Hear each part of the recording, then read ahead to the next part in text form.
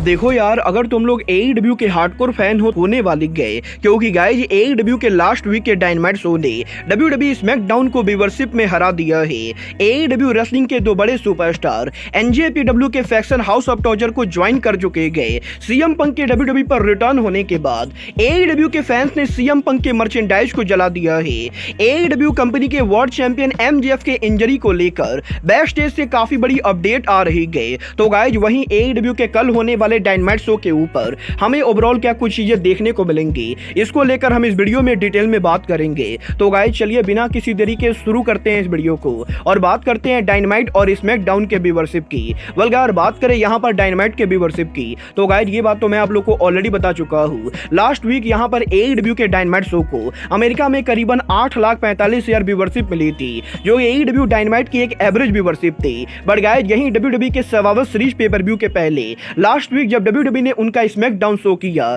तो guys last week के WWE का स्मैकडाउन शो फॉक्स के एक्चुअल नेटवर्क पर ना आके बल्कि सेकेंडरी नेटवर्क FS1 के ऊपर आया था। और गाइस इसी वजह से लास्ट वीक स्मैकडाउन के व्यूअरशिप 1 मिलियन से नीचे गिर गई थी, जहां पर लास्ट वीक WWE के स्मैकडाउन शो को FS नेटवर्क पर करीबन 7,90,000 लोगों ने देखा। और गाइस क्योंकि WWE के स्मैकडाउन की व्यूअरशिप मात्र यहां पर 7,90,000 थी, तो गाइस इसीलिए सोशल मीडिया के ऊपर AEW और WWE के फैंस के बीच में एक बार फिर से आर्गुमेंट शुरू हो चुकी है। और गाइज आज सुबह से ही सोशल मीडिया के ऊपर AEW के काफी सारे मार्क्स का ये कहना है कि AEW के डायनामाइट शो ने WWE स्मैकडाउन को बीट कर दिया है, क्योंकि गाइज डायनामाइट की व्यूअरशिप करीबन 8,45,000 थी और स्मैकडाउन की व्यूअरशिप 7,90,000 थी। और गाइज यही सोशल मीडिया के ऊपर AEW के फैंस के WWE को मॉक करने के बाद अब AEW के फॉर्मर वर्ल्ड चैंपियन जेरिको भी इस पूरे मामले पर कूद चुके गए, जहां पर बेसिकली जेरिको भी सोशल मीडिया के ऊपर इस नंबर्स को लेकर बात करते गए। और गाइस जेरिको ट्वीट करके ये कहते गए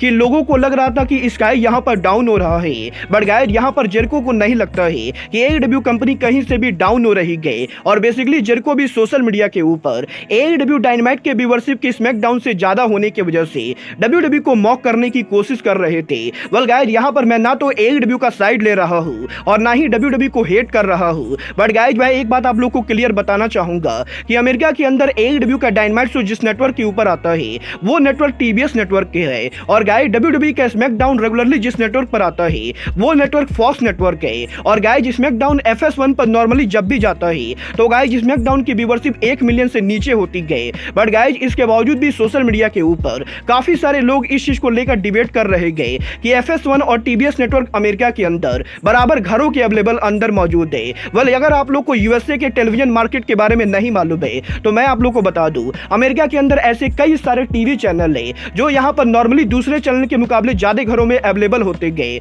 बट गाइस यहां पर उनकी व्यूअरशिप काफी कम होती गई। और गाइस जैसे कि WWE NXT का नया television network CW network America के अंदर करीबन 120 मिलियन घरों में अवेलेबल होने के बाद भी CW नेटवर्क के शो की व्यूअरशिप मात्र 5 लाख होती गई। उसी तरह से FS1 के TBS के बराबर होने के बाद भी FS1 की शो की व्यूअरशिप कम होती गई। और गाइस इसीलिए टेक्निकली मेरे हिसाब से AEW डायनामाइट के व्यूअरशिप का FS1 पर स्मैकडाउन से कंपेयर करना मेरे हिसाब से बिल्कुल ही बेकार बात है। बट गाइस डेफिनेटली इस बात को कोई भी नहीं सकता है कि AEW के लास्ट वीक के डायनामाइट की व्यूअरशिप WWE स्मैकडाउन के मुकाबले ज्यादा थी। गाइस ये तो बात है डायनामाइट और स्मैकडाउन के व्यूअरशिप की। बट गाइस चलिए फिलहाल आगे बढ़ते हैं और बात करते हैं CM पंक की। गाइस जब से CM पंक ने WWE के सर्वाइवर सीरीज के ऊपर WWE कंपनी के ऊपर उनका रिटर्न किया है, तब से ही सोशल मीडिया के ऊपर AEW के फैंस की तरफ से CM पंक को काफी ज्यादा हेट मिल रही है। और गाइस यही सोशल मीडिया के ऊपर AEW के फैंस के लगातार CM पंक को अब्यूज करने के बाद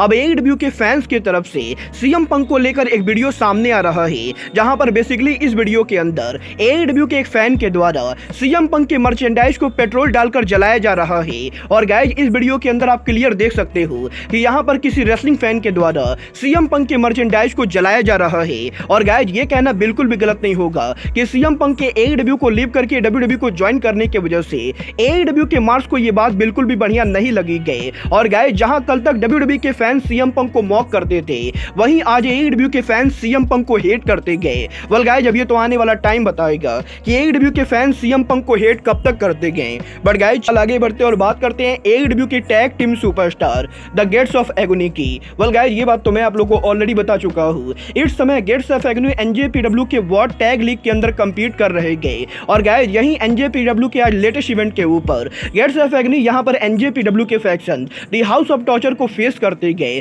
जहां पर इन दोनों फैक्शन के मैच के ओवर होने के बाद हमें यहाँ पर एक बहुत ही शॉकिंग चीज देखने को मिलती गई। गाइस यहाँ पर मैच के ओवर होने के बाद हाउस ऑफ टॉर्चर के लीडर इविल यहाँ पर रिंग के अंदर आते गए और वो यहाँ पर गेट्स ऑफ एग्नी के मेंबर्स को हाउस ऑफ टॉर्चर का मर्चेंडाइज ऑफर करते गए, जिसके बाद कि यहाँ पर गेट्स ऑफ एग्नी के दोनों मेंबर हाउस ऑफ टॉर्चर के मर्चेंडाइज को पहन लेते गए और ऑफिशियली आज यहाँ पर एनजेपीडब्ल्यू के वर्ल्ड टैग लीग के ऊपर गेट्स ऑफ एग्नी यहाँ पर हाउस ऑफ टॉर्चर को ज्वाइन कर चुके गए। और गाइज अब ये देखना बहुत ही दिलचस्प होने वाला है कि एनजेपीडब्ल्यू के अंदर गेट्स ऑफ एग्नी के हाउस ऑफ टॉर्चर को ज्वाइन करने के बाद स्वर्व स्टिगलैंड और ब्रायन केज क्या करते गए, क्योंकि गाइज एडब्ल्यू के अंदर गेट्स ऑफ एग्नी अभी भी मुगल एम्बेसी फैक्शन के मेंबर है। और गाइज देखना बहुत ही दिलचस्प होने वाला है कि जब मुगल एम्बेसी फैक्शन के दो मेंबर एनजेपीडब्ल्यू के फैक्शन को ज्वाइन कर लेते गए तो गाइज स्वर्व और ब्रायन भी इस फैक्शन को ज्वाइन करते हैं या नहीं। वेल गाइज ये तो बात हुई गेट्स ऑफ एग्नी की हाउस ऑफ टॉर्चर को ज्वाइन करने की, बट फिलहाल आगे बढ़ते और बात करते हैं एडब्ल्यू वर्ल्ड चैंपियन एमजेएफ की।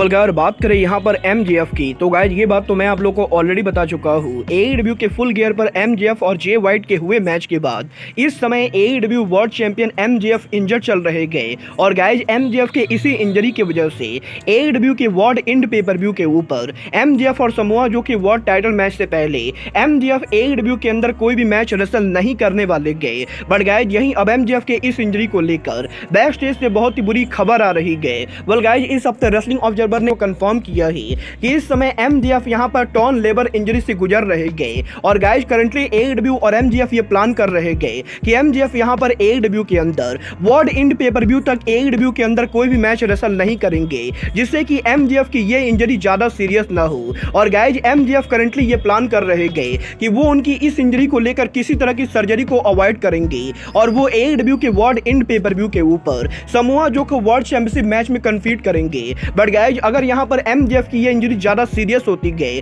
तो गाइज एमजेएफ को ना चाहते हुए भी पॉसिबली यहाँ पर सर्जरी करानी पड़ सकती गई और अगर इस टाइम पर एमजेएफ उनकी सर्जरी कराते गए तो गाइज लंबे टाइम तक एडब्ल्यू के अंदर हमें यहाँ पर एमजेएफ देखने को नहीं मिलेंगे, जो कि मेरे हिसाब से एडब्ल्यू के लिए बिल्कुल भी बढ़िया नहीं होने वाला है। वेल गाइज देखना बहुत ही दिलचस्प होने वाला है कि एमजेएफ की ये इंजरी एमजेएफ को कहां ले जाती गई। बट गाइज चलिए फिलहाल आगे बढ़ते और बात करते हैं एडब्ल्यू के कल होने वाले डायनामाइट शो की। वेल बात करें एडब्ल्यू के कल होने वाले डायनामाइट शो की तो गाइज अब मैं आपको बता दूं कल यहां पर एडब्ल्यू कंपनी उनका Dynamite show target center Minneapolis Minnesota में करने वाली गई। और अगर आप लोगों को इस अरीना के बारे में नहीं मालूम है तो मैं आप लोगों को बता दूं लास्ट ईयर एडब्ल्यू का फुल गियर पेपर व्यू इसी अरीना के अंदर हुआ था, जहां पर इस अरीना की ओवरऑल कैपेसिटी वैसे तो करीबन 20,000 के बराबर है, बट लास्ट ईयर एडब्ल्यू के फुल गियर के ऊपर इस अरीना में करीबन 13,000 लोग मौजूद थे। बट गाइज यही कल एडब्ल्यू का डायनामाइट शो जब यहां पर 20,000 वाले कैपेसिटी वाले अरीना में होने वाला है